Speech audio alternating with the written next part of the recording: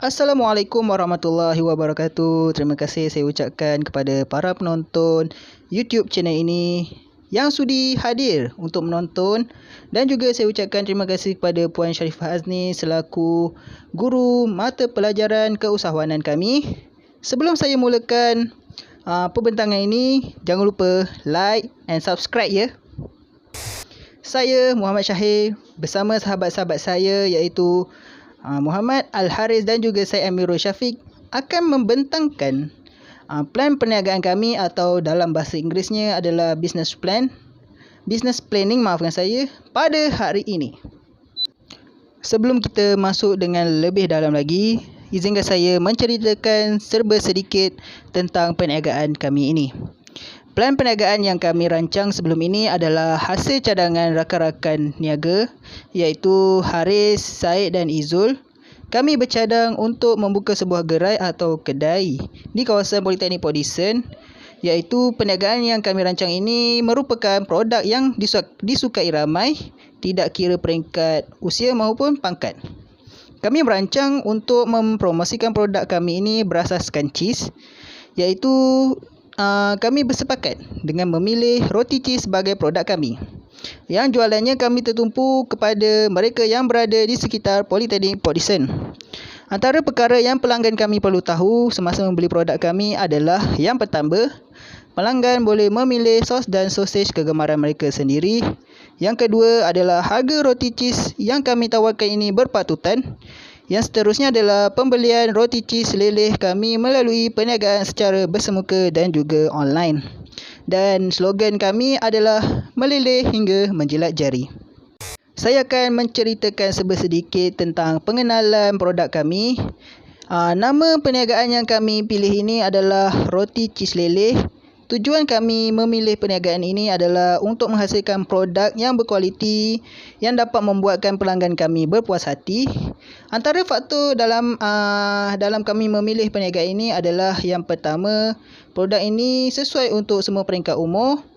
Yang seterusnya adalah roti cheese leleh ini mengandungi keju yang berkualiti tinggi yang diimport dari Switzerland, dan ia juga dapat membuatkan pelanggan kami berminat untuk mencuba pelbagai jenis cheese dan juga pelbagai jenis sos serta sausage yang kami tawarkan, yang kami hasilkan secara sendiri atau kita lebih kenali sebagai homemade. Tarikh permulaan kami merancang perniagaan ini adalah pada 4 April 2021, dan target perniagaan atau lokasi yang kami pilih adalah di sekitar Politeknik Port Dickson, Taman Politeknik, Taman Intan dan di sekitar Port Dickson. Seterusnya, kita ingin tahu mengapa tujuan menyediakan rancangan perniagaan ini penting.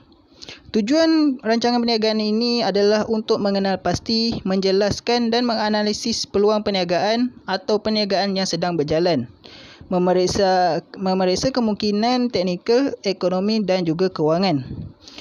Ia harus berfungsi sebagai kad perniagaan untuk memperkenalkan perniagaan kita kepada orang lain. Antaranya adalah bank, pelaburan, institusi, badan awam atau ejen-ejen lain yang terlibat ketika tiba waktunya untuk kita mendapatkan kerjasama atau sokongan kewangan dalam bentuk apa-apa pun. Rancangan perniagaan ini mempunyai fungsi ganda, iaitu alat pengurusan dan juga alat perancangan. Antara alat pengurusannya adalah menyediakan unjuran ekonomi atau kewangan, memperkenalkan analisis penawaran dan permintaan. Seterusnya adalah mencerminkan strategi komersial dan dasar pemasaran. Itu adalah untuk alat pengurusan. Manakala untuk alat perancangan pula adalah mengorientasikan proses membuat keputusan, menyediakan maklumat kualitatif dan juga kuantitatif. Seterusnya adalah perancangan ini sesuai dengan corak homogeneous. Seterusnya kita pergi kepada latar belakang syarikat perniagaan kami. Nama syarikat kami adalah Nako Cheese Boom Sdn Bhd yang beralamat di 323 Jalan Politeknik, Lorong 6A, Taman Politeknik, dengan nombor poskod 71050 Sirusa Negeri 9. Di sini kami sediakan nombor telefon dan juga email. Di sini saya sediakan nombor telefon pengasas dan juga nombor telefon pengurus, dan juga sebarang pertanyaan atau lain-lain hal boleh rujuk kepada atau boleh email kepada email saya iaitu syahir.sabri18@gmail.com. Borang pemilikan ini adalah perkongsian yang kami hasilkan perniagaan ini secara berkongsi. Seterusnya adalah aktiviti perniagaan utama kami menjual dan juga mempromosi. Seterusnya tarikh permulaan kami memulakan ini seperti saya beritahu sebentar tadi adalah pada 4 April 2021 dan saluran perniagaan kami ada dua sahaja iaitu secara bersemuka dan juga secara online. Seterusnya saya akan menceritakan serba sedikit siapakah pemilik kepada perniagaan ini. Pemilik pada perniagaan ini adalah saya sendiri iaitu nama saya Muhammad Syahir bin Sabri. Saya menetap di Puncak Alam, Selangor. Saya lahir pada 4 Januari tahun 2001. Saya berstatus bujang. Saya mempunyai kelayakan akademik seperti CJ Pelajaran Malaysia dan juga diploma dalam kejuruteraan mekanikal automotif. Antara kemahiran dan pengalaman yang saya ada adalah berkemahiran dalam memimpin sesuatu organisasi. Saya juga mempunyai kemahiran dalam pengurusan dan juga mempunyai kemahiran dalam perkhidmatan pelanggan. Saya juga bersifat seorang yang tekun dan juga bekerja keras. Mempunyai sifat kerja keras dalam melakukan sesuatu perniagaan atau melakukan sesuatu perkara. Saya merupakan seorang pelajar dan sumbangan modal saya dalam perniagaan ini adalah RM2,000. Seterusnya kita akan pergi kepada carta organisasi dan juga pengurusan di dalam perniagaan yang telah kami rancang ini. Di sini saya lampirkan merupakan logo rasmi kami iaitu Roti Cheese Leleh dengan slogan leleh hingga menjirat jari. Antara visi kami adalah terus berusaha untuk menghasilkan tahap pemasaran yang tinggi, fokus kepada kreativiti dan inovasi dalam sesuatu perkara yang kami lakukan.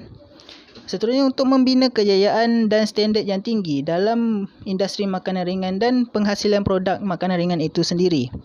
Misi kami adalah memastikan kualiti produk dan perkhidmatan yang terbaik kepada pelanggan, berkomited dan membuat produk makanan ringan dan makanan cheesy untuk memenuhi selera tempatan dan juga standard antarabangsa.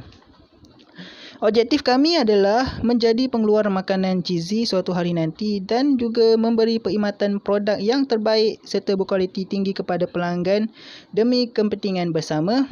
Seterusnya kami ingin kehadiran kami sebagai gerai makanan segera tempatan berjaya mendapat pasaran di hati rakyat dan juga industri makanan segera suatu hari nanti.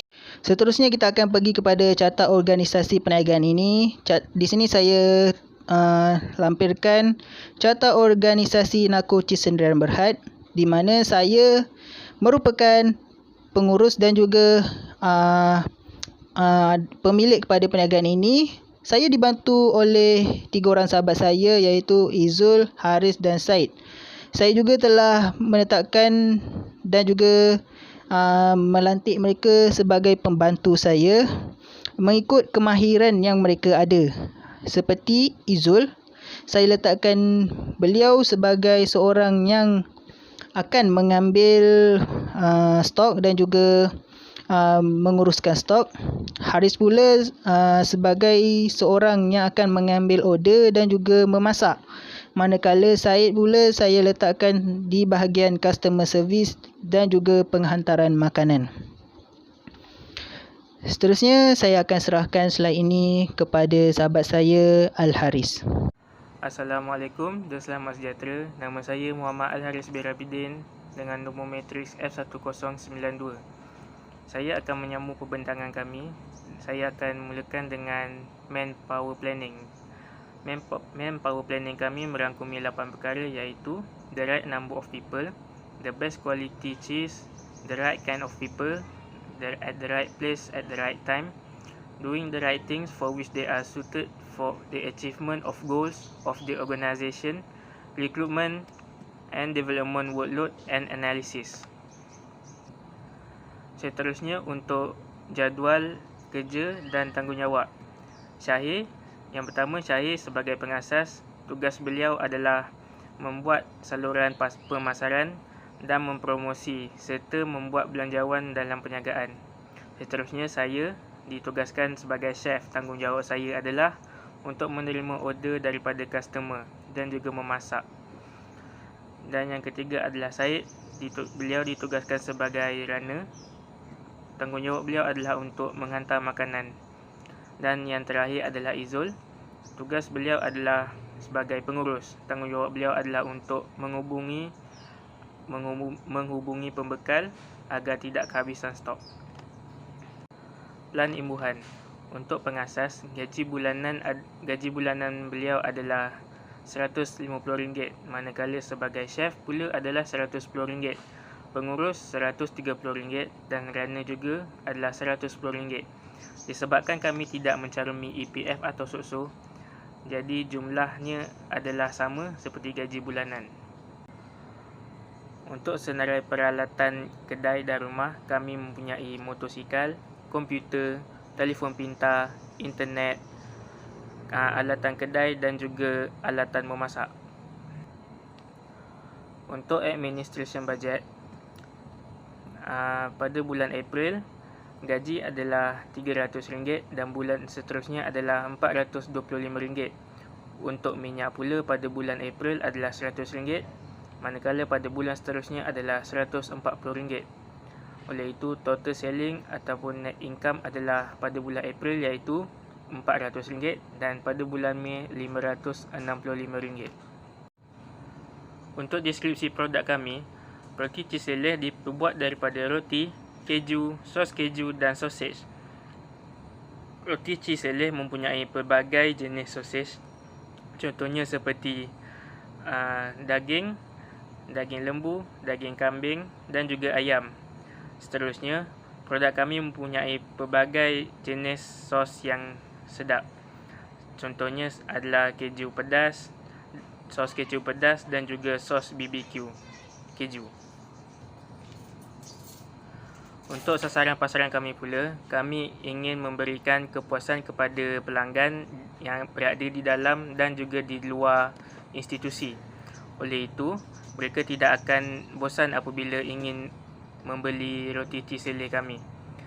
Selain itu, kami juga ingin menarik perhatian customer yang lain, lebih-lebih lagi kanak-kanak dan juga student untuk membeli roti cheese leleh kami. Saiz market kami contohnya adalah, yang pertama adalah student. Target kami adalah 80 orang dengan saiz market sebanyak RM240. Seterusnya adalah penduduk di sekitar kawasan politeknik. Kami anggarkan seramai 130 orang dengan saiz market RM390. Oleh itu, bilangan target untuk customer adalah 210 orang dan saiz market adalah RM630. Untuk sales forecast, kami menganggap untuk perisa daging lembu pada bulan April dijual sebanyak 15 dan juga pada bulan Mei adalah 20 batang. Untuk ayam pula pada bulan April adalah 15 dan pada bulan seterusnya adalah 25 batang. Kambing pula 10 batang pada bulan April dan 15 pada bulan Mei. Oleh itu, total sale pada bulan April kami anggarkan adalah 40 dan bulan seterusnya adalah 60. Untuk marketing budget, untuk supplier pada bulan April adalah RM250 dan seterusnya adalah RM400. Untuk minyak pula pada bulan April adalah RM100, manakala pada bulan seterusnya adalah RM140.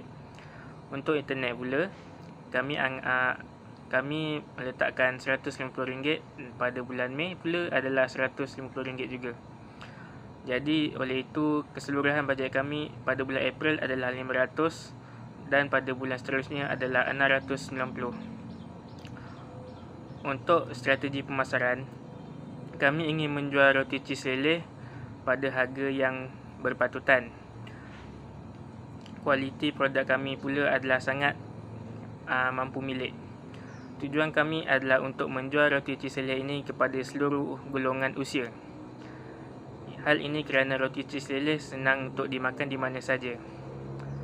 Untuk strategi penghargaan, meletakkan harga barang merupakan salah satu aspek yang penting dalam strategi pemasaran. Secara keseluruhannya, strategi dalam letak harga barang merangkumi beberapa strategi. Okay, yang pertama adalah cost plus pricing. Cost plus pricing ini merupakan kos keseluruhan produk dan juga menambahkan beberapa lagi ringgit sebagai keuntungan. Seterusnya adalah competitive pricing. Competitive pricing merupakan harga yang kita letak berdasarkan harga pesaing letak. Seterusnya value based pricing. Setting a price based on how much the customer believe what you are selling is worth. Yang keempat adalah price skimming. Price skimming is setting a high price and lowering it as the market evolves. Nombor 5 adalah penetration pricing. Setting a low price to enter a competitive market and raising it later. Untuk strategi promosi dan juga pemasaran sosial media, perkhidmatan pemasaran media sosial adalah keperluan semasa kerana kita akan mendapat bimbingan yang baik mengenai apa yang betul ataupun tidak. Pakar juga akan membina strategi bergantung pada jenis perniagaan. Sekian, itu sahaja daripada saya. Pembentangan seterusnya akan disambung oleh saudara Said. Terima kasih. Thank you Al-Haris. Assalamualaikum dan salam sejahtera. Nama saya Syed Aimul Syafiq bin Syed Farid dan nombor pendaftaran saya ialah 06DAD19F1020 dan saya akan meneruskan pembentangan kami dengan menerangkan SWOT analisis. SWOT terdiri daripada 4 unit huruf iaitu S ialah strength, W ialah weaknesses, O ialah opportunity dan T ialah threat. On our strength, no one has done it yet. Bermaksud, berdasarkan pemerhatian kami, tiada lagi peniaga atau perniagaan yang berkonsepkan seperti kami dan we gain our own regular customer. It for strength. Next is weaknesses. Our first weakness is small scale of income. Because we are still students, there are no income for us to start our business. So, next is no previous project planning. Okay, next is opportunity. Our first opportunity is need to increase market share for better supplier. And next is convert for new market from our stores and create more franchise. Lastly is trade. It is cost of technology investment and business partners has little loyalty. Kat sini bermaksud mungkin di antara kami tak dapat join dengan kami lagi atas sebab yang tertentu. Okay, on the next slide, we see financial plan. Project implementation, cost schedule and sources of finance. So, in our asset is firstly motorcycle, which is Yamaha LC135. The price is 7,500 ringgit. Computer or laptop 2,050 and 500 ringgit. Smartphone 800 ringgit for 1 unit. So we got 4 members in our business, so we need 4 units for smartphone. And premise or stall 600 ringgit. Next slide is project income statement budget. So we got sales of roti cheese lele 2,500 and delivery charge is 400 ringgit. So the total for debit is 2,800 ringgit. Next, we see internet. It is 200 ringgit. Supplier 600 ringgit and 50. Next is stall equipments 500 ringgit. Operation cost 500 ringgit. salary RM500. So the total for credit is RM2,350. So the total net income we got is RM450. Project balance budget sheet. I already explained on this section. It is our asset. Next is material requirement. So first material we need box. 2 units at RM2. Stove 1 unit RM150.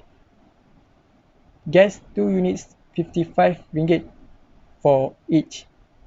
Cooking utensils 7 units at RM3. Table 2 units RM200. Banner 3 units RM150. Bun packet 50 packs RM40. Chair 4 units RM120. Plastic 5 packs RM5. Stationery 7 units RM20. And lastly, whiteboard 2 units RM180. So the total material requirement we got RM1,080. On the next slide, project implementation schedule. So first step, we receive order from the customer, either online or face-to-face, who is walk into our stall. Next step is prepare the ingredients. Next, cook the ingredients. And next step is start packing the order.